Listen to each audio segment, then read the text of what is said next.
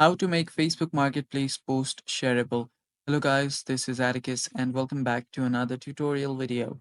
In today's video, I'll teach you guys how you can make Facebook Marketplace post shareable. So without any further ado, let's dive right into it. First step is open up your Facebook. Head over to facebook.com or simply open up your Facebook app. After you've done that, head over to your marketplace. You can see the marketplace on your top bar or on your sidebar as well.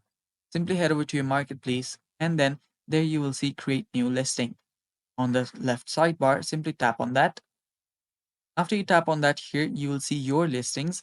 Tap on your listings. After you've done that, there you will see all of your lists available. And now to share your list, all you have to do is tap on the share button. After you tap on the share button, you can then make it public. You can say whatever you want about it. I'll just type in buy now and I'll make it public and tap on share.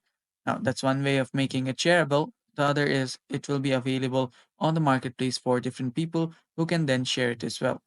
And that's basically how you can make your Facebook Marketplace post shareable. Thanks for watching. That's all for today's video. Stay tuned for more and bye bye.